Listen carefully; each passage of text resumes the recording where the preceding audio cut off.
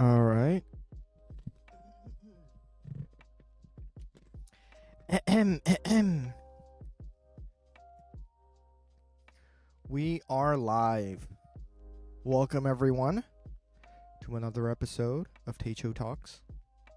Tea Talks. Tay Talks. Tay Talks.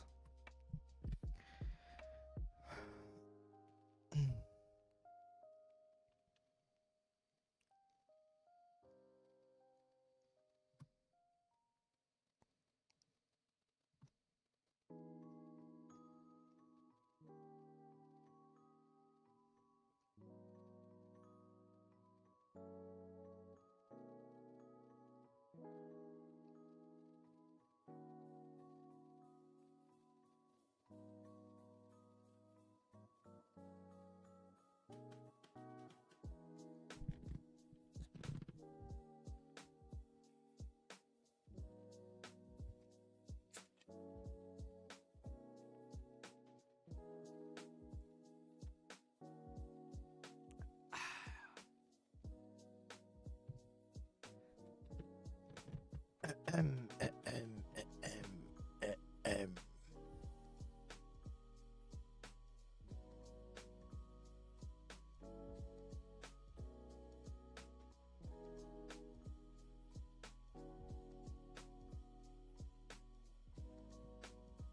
All right. Today, I think I'm going to dedicate time to talking about. I think we could start with dream jobs. This is a subject.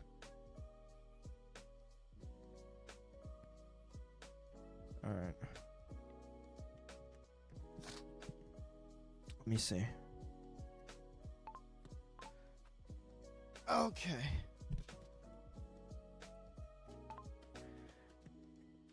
This is my take. What the hell? What?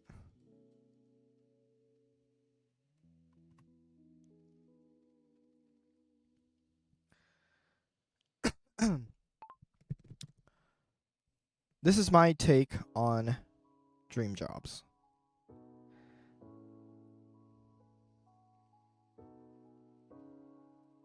I think dream jobs don't necessarily. No, dream jobs do necessarily correspond with your passion, but not in the way that most people think. I think when you say dream jobs, like people are thinking about a musician or an artist or a video game streamer or something that's fun, like a job that's fun. And I've realized throughout, I would say the more recent years, that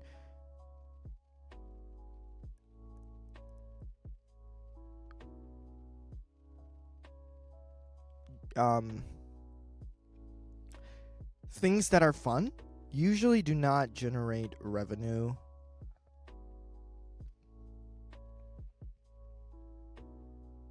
No, things that are fun because there is no responsibility tied with it. As soon as you start having responsibilities, as soon as you start having deadlines and complaints coming in and criticism about your work or whatever you do, it becomes not as fun. I mean, it can still be fun, but compared to how it used to be, I feel like it's not that fun. So it was similar for me when I first started music. I loved it, every aspect of it. Now I don't. I used to want to make movies. Same there. So my idea of a dream job is not necessarily a job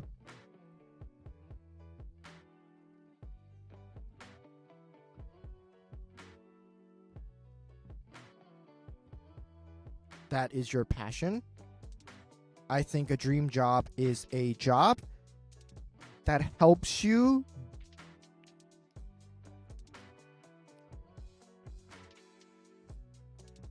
play out your passions, if that makes sense. So instead of thinking it of, I like video games and video games is my passion, therefore I am going to have a job where I play video games. Instead of approaching it that way, I feel like a more realistic and quite a balanced approach would be,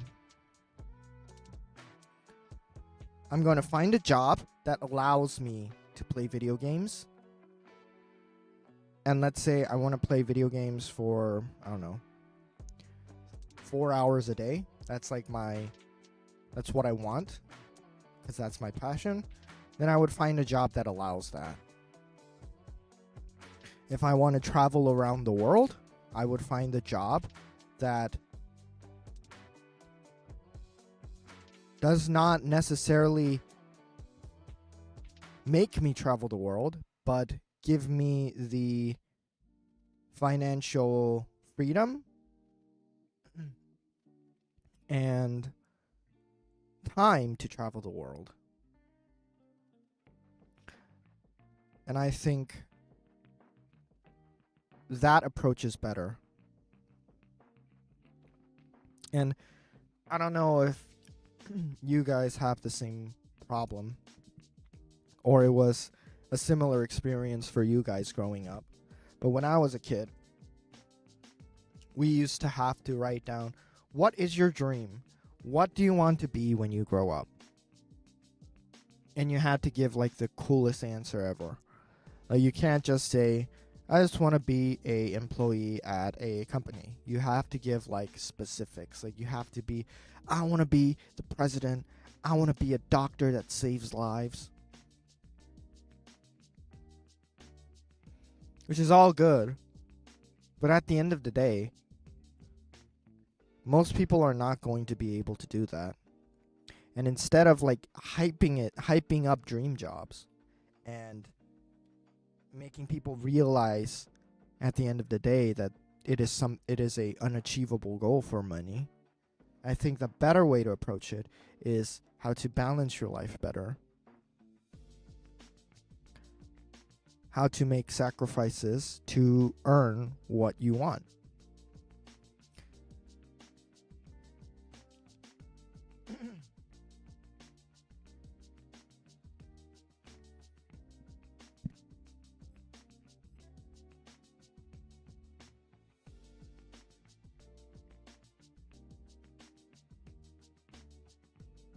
So yeah, I really don't like the concept of dream jobs. I think a job is a job. At the end of the day, it's capitalism. You're not really working for yourself. Or you're not working for the fulfillment of your life. I just don't see that as a thing. I think most people work to survive. And that should always be the main focus. And then fulfillment can come elsewhere. I mean, there are people who find fulfillment within their jobs, and that's great. And those are great examples. And maybe that's a good ultimate goal. But realistically, I don't think that's something important or necessary to have a decent or happy life.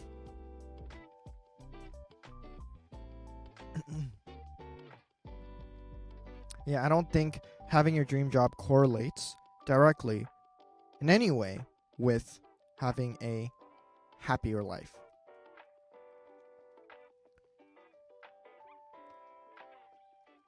So, to summarize my thoughts,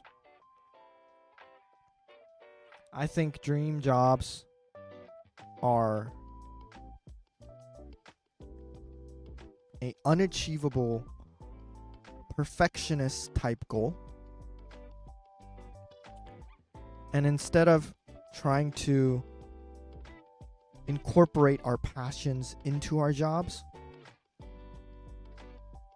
I think we should focus more on what jobs help us live out our passions the best way possible.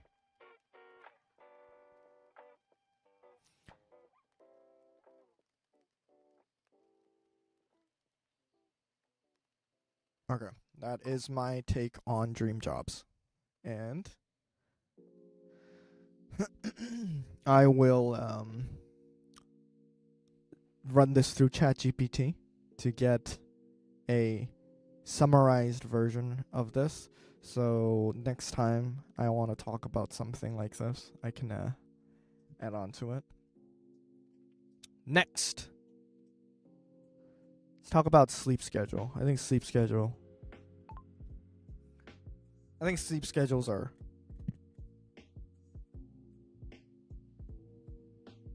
important, but almost impossible to achieve to the degree that people want to achieve. Like getting 8 hours of sleep, or, sleeping at this time, waking up at this time. I've always been like a real enthusiast when it comes to the science behind sleep. I read a book about sleep. I don't remember the exact title, but it was like a really famous book. And the whole reason why I got into sleep and the concept of sleep and why I'm so intrigued by it was I used to believe that sleep was a waste of time, and if you can, you should try to sleep as less as possible. That was my understanding of sleep, which is connected to Korean education systems, but that's a different story. I thought I needed to sleep less in order to be more productive. And that's why I was trying to look into ways to sleep less. And there were a lot of weird and strange advice on sleeping less. Some people said sleep 4 hours, and then there's like your fucking sleep rhythm, and if you wake up at this certain time of your sleep pattern or your sleep cycle, then you will be awake and aware. But if you wake up later, then you'll be like groggy and shit. So like optimize your sleep cycle and like work out so you have more energy throughout the day, etc., etc. Maybe it works for some people.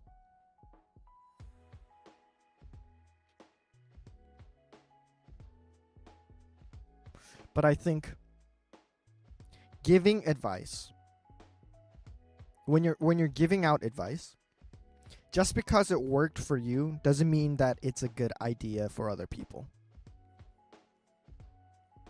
Because majority of sleep research shows that people should be sleeping at least 7 hours, and 8 hours is recommended for, like, that's the mainstream.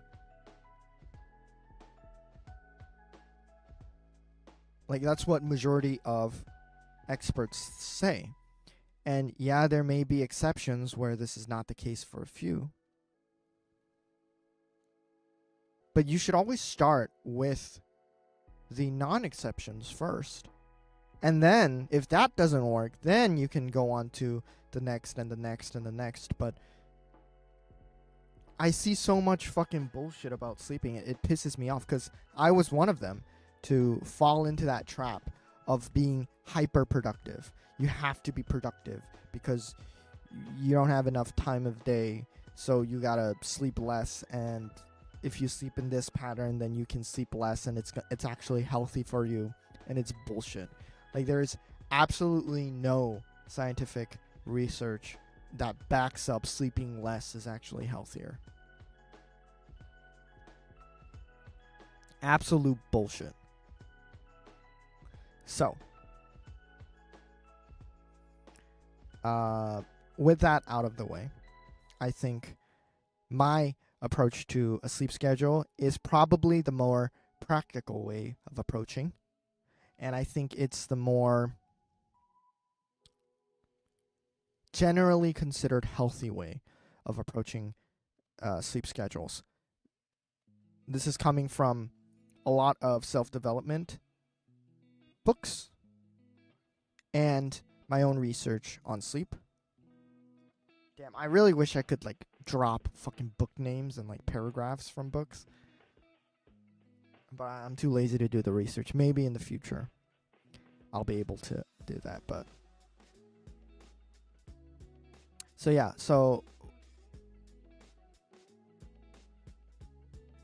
my best approach for sleep schedules is the main thing that I feel like is different from other people who suggest sleep schedules is that people say like you should be asleep by, I don't know, like 12 o'clock, or you should be asleep by 11 o'clock, etc. And they don't really talk about what if you fail. Like, what if you are not able to sleep at 12 o'clock and it's like 1 o'clock now? Well, yeah, sleep right now, but like you already messed up your sleep schedule. So, like, what's the point, right? So I have a better suggestion. I think the best approach to sleep schedule is decide a time when you wake up instead of when you fall asleep. And I think this is a very crucial distinction.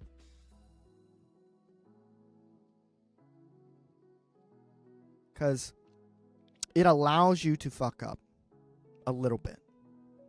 Because the problem with setting a sleeping time, like I'm going to sleep at this time, the problem with that is that if you don't sleep at that time, well, then you kind of ruin the whole plan, so it doesn't really matter when you sleep.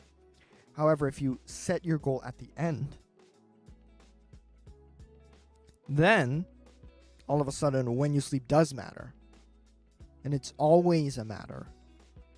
Instead of like, oh, you passed it, well, you failed. So for me, I try to wake up at 7 a.m. no matter what. If I fell asleep at 4 a.m., then I only sleep 3 hours that day. If I fall asleep at 10 a.m., then I sleep 8.5 hours. That's just that's what's worked best for me, and I feel like that works best in general.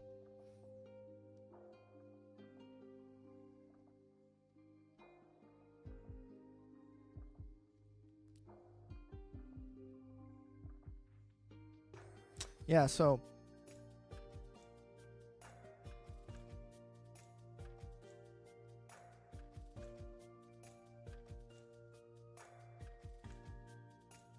this way, let's say I fell asleep at 4 a.m. and I woke up at 7 a.m. Oh, I'm tired. What am I going to do? Well, I can sleep early. Since I'm tired, I can sleep earlier that day, which will correct my sleep schedule. And I'm always going to wake up at 7 a.m. If I, sleep too much, I'm not tired, well, I don't have that pressure of needing to sleep at a certain time.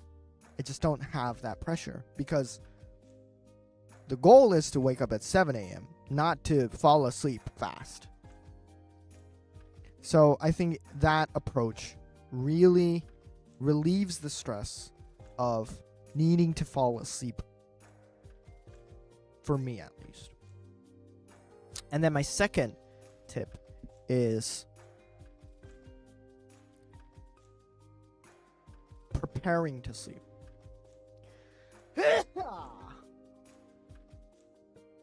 I think what we usually do is we're on our phones and then we start falling sleepy. But because of, like, we're engaged in our phones or whatever, we don't really want to sleep as soon as we start feeling sleepy. Like, we're gonna surpass that sleepiness a little bit. And then, if you eventually sleep, that's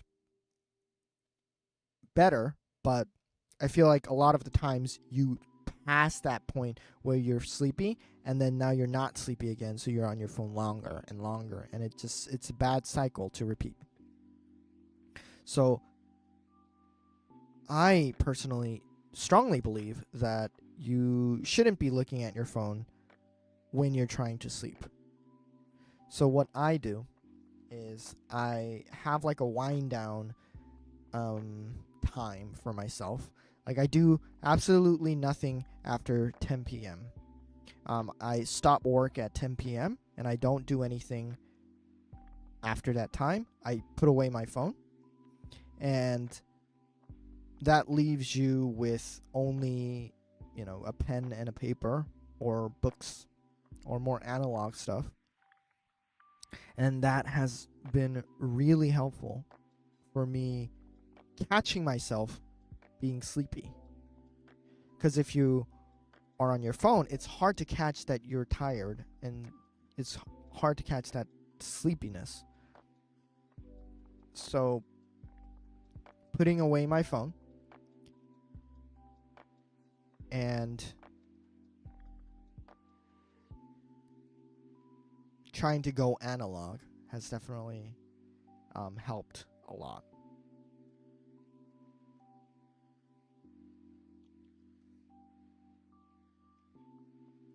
Now, for a lot of people, the detox of phones, because we're addicted to phones, is probably going to be harder than me, because I don't really use my phone other than to watch videos or play games. I don't really use social media.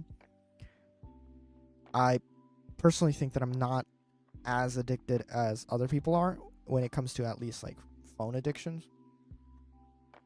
So it was easy for me. But the hardest part of that was boredom of resorting back to analog stuff. It's extremely boring. You just have a pen and a paper, or you're reading books. It's not as dopamine inducing as looking at your phone. So I think a good segue is sitting with boredom.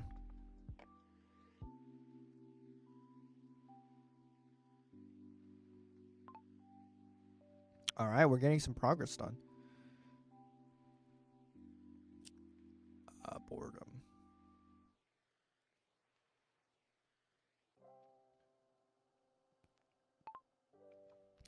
Sitting with boredom, I feel like, is something that is a concept that is really life-changing, but not a lot of people talk about it. Most things in life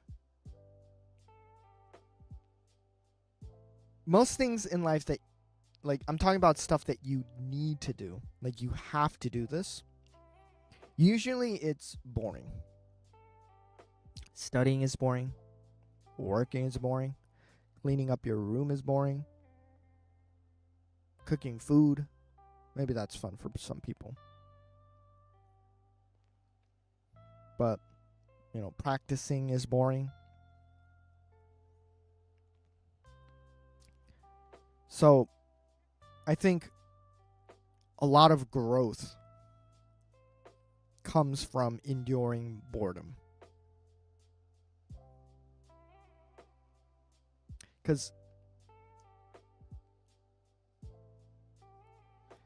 Okay, I think a better way to put it is this. So everyone knows that repetition leads to increase of skill.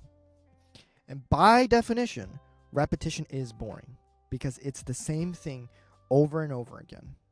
It's supposed to be boring. So, it's quite of a big generalization, but in general, improving skills is boring.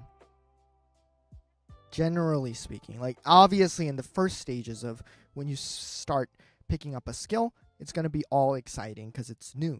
But as soon as you start doing that same thing over and over and over again, it's going to get boring. But you have to endure that boredom in order to get better at something.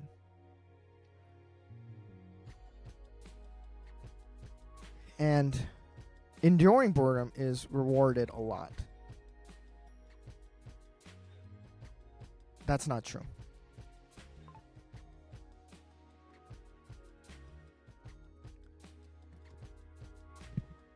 Backtrack on that. So, you can say that enduring boredom is an extremely important skill.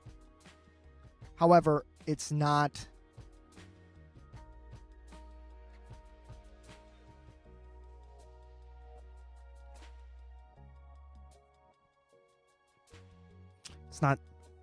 it's not a like fancy skill. You can't really show it off. Or it's not really appealing in some matters. What? Very fancy.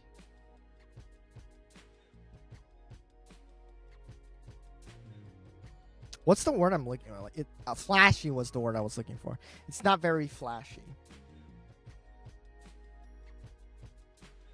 So I think it gets overlooked, and not a lot of people talk about it.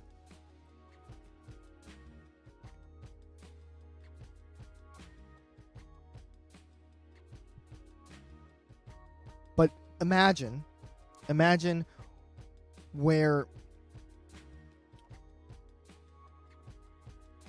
yourself being okay with boredom.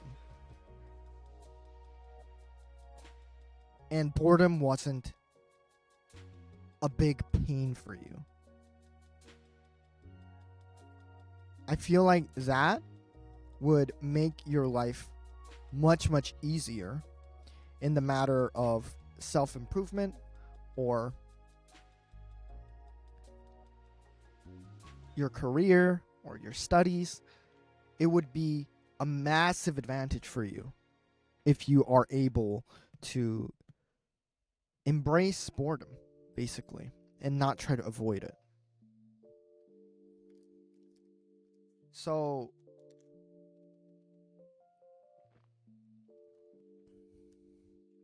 I used to struggle with boredom a lot. If I'm not doing anything, I feel like I'm lacking. I feel like I should be doing something. Either that be watching a movie or playing video games or working on a career. It didn't really matter as long as I was doing something exciting or something fun, to be exact.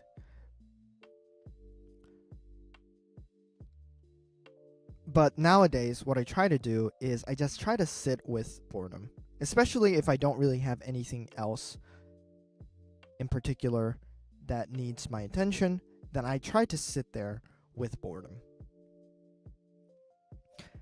And this helps me a lot in multiple different areas. sitting with boredom helps you improve your sleep because like you're okay with not looking at your phone before you sleep, because people get bored when they're laying in bed. That's why they look at their phones. So it improves your sleep. It helps me personally. I struggle a lot with cleaning up my room and washing the dishes and whatever, because it's boring. It's not fun. But getting used to boredom has helped me be more consistent with cleaning up my room and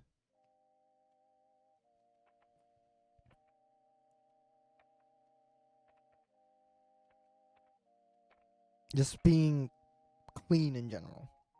It has helped me tremendously.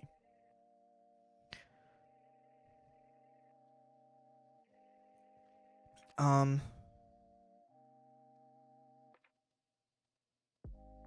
also, like, there's a mind shift change where you're not really looking for excitement anymore. You're looking for, because like boredom is not a obstacle, at least not in the way it used to be. I am more okay with considering stuff as an option that are boring. Like, okay, I can do a couple of things right now. I can either play a video game or I can clean my room. And back in the days, it was a no-brainer because cleaning my room is boring, video games are fun, therefore I will do video games. That was like the only consideration. But now, since I can look past the boredom part, okay, well, cleaning my room only takes like a couple minutes. It'll help improve my life. And, you know, it's just good to, it'll relax me. I can see more benefits of something because I can look past the boredom. So I think sitting with boredom is extremely important for self-development, for anyone who wants to take their life to another level or improve it to another level. And the way I recommend practicing it, is by just there's two ways that I recommend. Is first, like, try to get your sleep schedule right and try to just sit with the boredom during that time, because you're killing two birds with one stone. You are fixing your sleep schedule and you're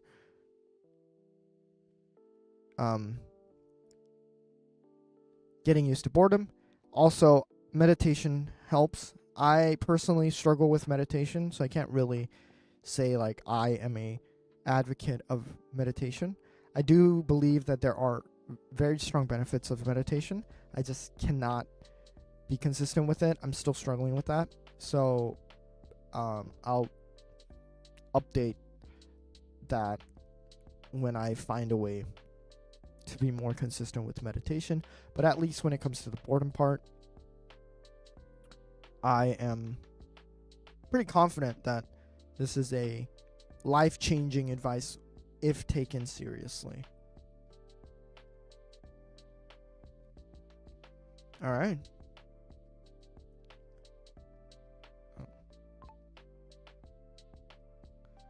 Okay. Let's do one more. Okay.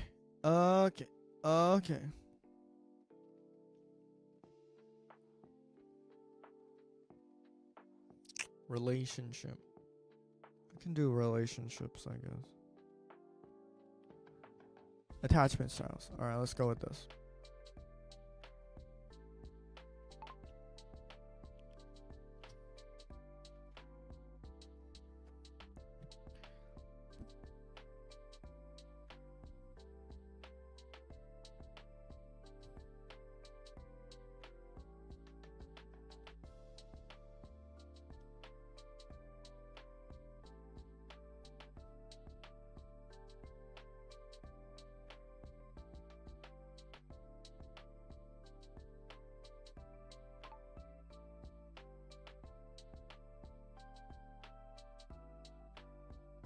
I don't really know where to start. I guess like attachment styles. What's a good approach to attachment styles? I guess life story. When I was in high school, I had my first relationship, and it was really bad. My partner was fine. I wouldn't say she was mean or like bad in any way, at least while we were dating. There were some troubles after the relationship has ended, but during the actual relationship phases, I struggled a lot with her. And it wasn't because she was a bad person. It wasn't because I was a bad person. It was because of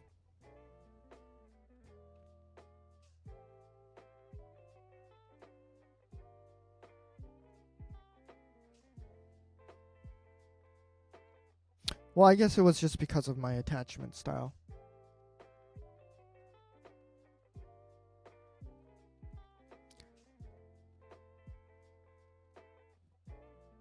I first learned about attachment styles when I was dating my second ex, or my previous ex. Or was it before that?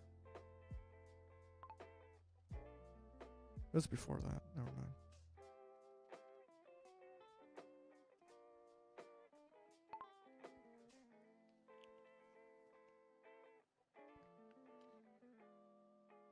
Anytime I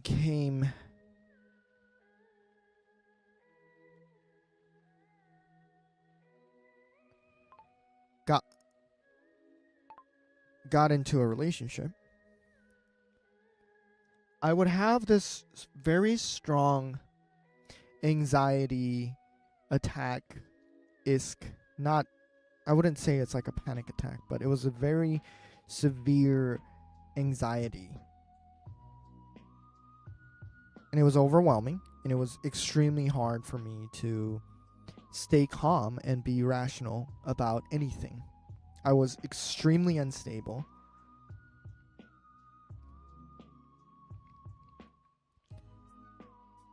And I blamed it on my partner for making me this unstable. Because, I wasn't like this before the relationship. Why am I like this now that I'm in a relationship? I don't understand why it's so painful. So this must be coming from the other person. And at the time, I didn't realize it was a trauma response, PTSD.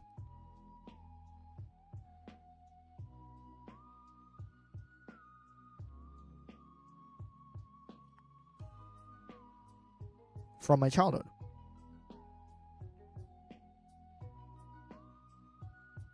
I didn't know about this until someone recommended me a book. It's called Attached. It's a great book. Highly recommend. And basically it explains how what type of ways people react in relationships. And not just relationships, but in their life in general. And it was a life-changing moment for me, especially in my relationship areas of like my relationship perspective was completely changed.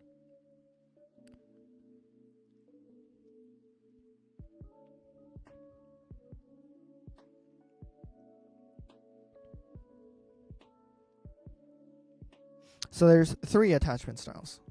And there's the anxious attachment style, there's the avoidant, and there is the fearful, which is more nuanced.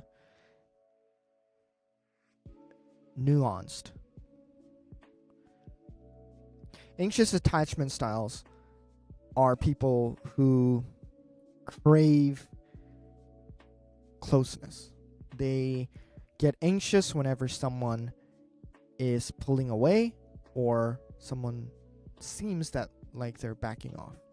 These are the types of people who get obsessed with a partner or would constantly text them, accuse them of cheating, or try to play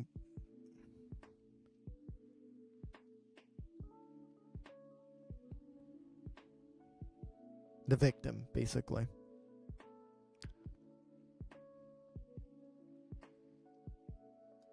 And usually this craving for closeness pushes the other partner away. The dismissive attachment style, avoidant attachment style, is people who,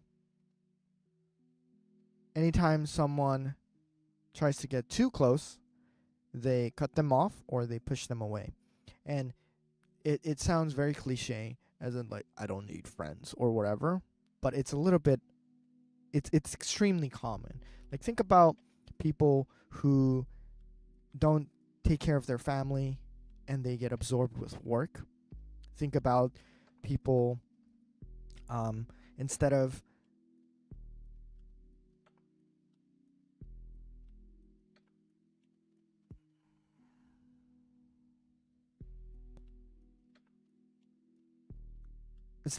having like a argument or confronting someone, they just simply avoid the situation completely by not responding or shutting off.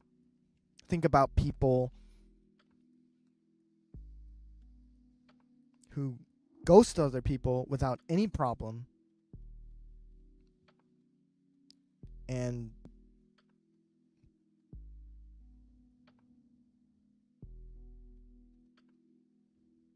yeah, those are like typical dismissive people, like the father who's always like the workaholic father is a pretty prime example of a dismissive avoidant attachment style.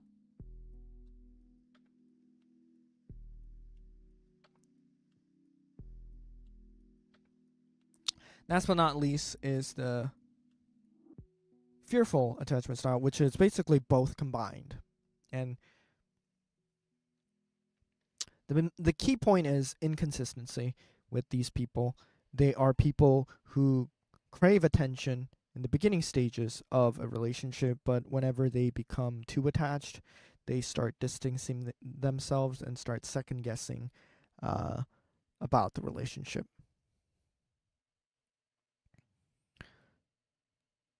But generally speaking, usually people have a tendency towards a anxious attachment style or a avoidant attachment style.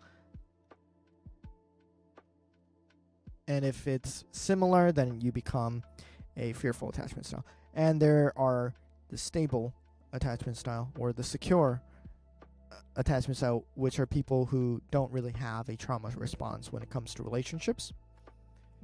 Statistically speaking, I think I heard that secure people are around 50% and insecure people are around 50%. And it's very odd because I feel like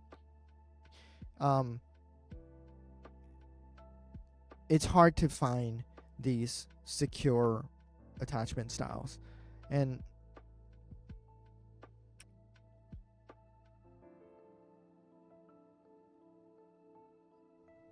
some say the reason is because the secure attachment styles are usually like really happy with their partners and they don't really leave their relationship for a long time, so they're not really in the market for dating. So usually what you're going to find are people who are insecure in relationships. But No worries, because the whole point of attachment styles is that there are ways to navigate properly.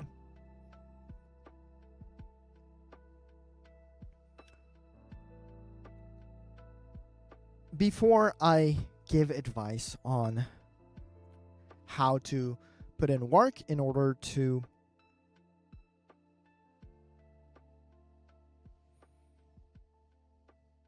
change your relationship dynamic, I think it's important to say that if both parties are not willing to change, if only one person is willing to change, then the relationship will not work. I think that's period. And I don't think you should blame the other person for not putting in the work because they don't feel the necessity to put in the work. Therefore, you must leave. And I think usually what happens is that the anxious attachment styles want to put in work and put in effort into making the relationship work, but the dismissive attachment styles just don't want to. And they just don't put in the work. And it becomes a dynamic where it feels unbalanced. You feel like you're putting in more effort and nothing's really changing. So it is not a healthy dynamic. So generally speaking, it is advised to end that relationship, but that's a different story. I think the work that needs to be done is communication and understanding your triggers. So everyone has a trigger response. Like, you don't become anxious. You're not anxious all the time. There's usually a certain point where you become anxious, and that could be a phrase, that could be a action, that can be the environment. I think it's important to find these triggers. There's a lot of resources on this topic about triggers. So, for example, if someone doesn't text someone right away, that might be a trigger for somebody. If someone comes home after 8 p.m., that could be a trigger for somebody. If someone starts talking about marriage, that could be a trigger for somebody as well. So I think that the first step is understanding what triggers you.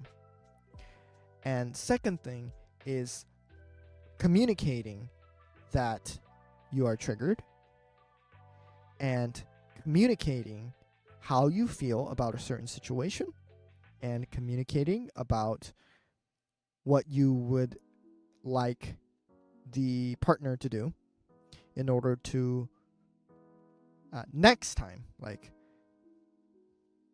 what you want the partner to do next time, not this time, because this time's already over. I mean, but next time, how can they help you be more basically reassured with how you feel? This could be phrases. This could be setting boundaries.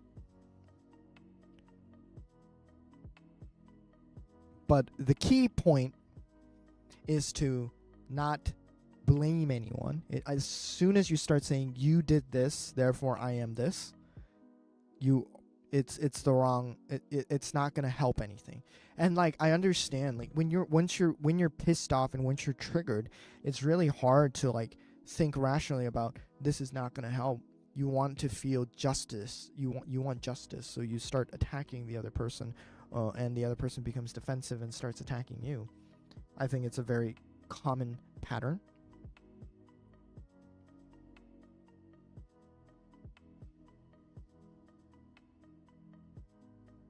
But it's really important to know that as soon as you start blaming, you're not going to be solving anything.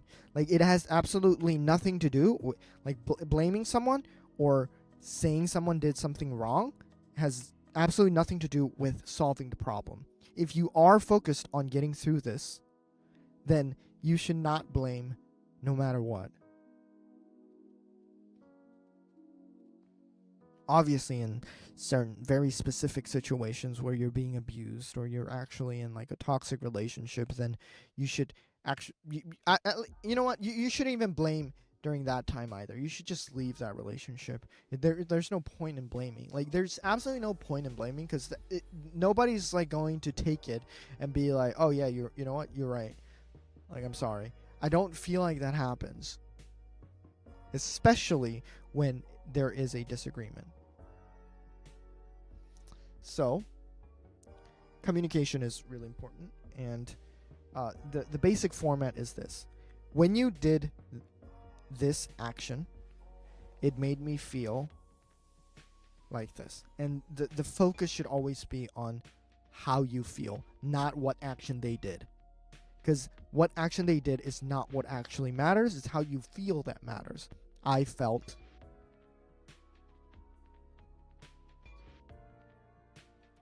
unloved. I felt ignored. Or not ignored, not heard. Like there's certain phrases that you can use that is not attacking. So next time this happens, can you do this for me? And that should always be the basic format of communicating needs with somebody. And once that is done, I feel like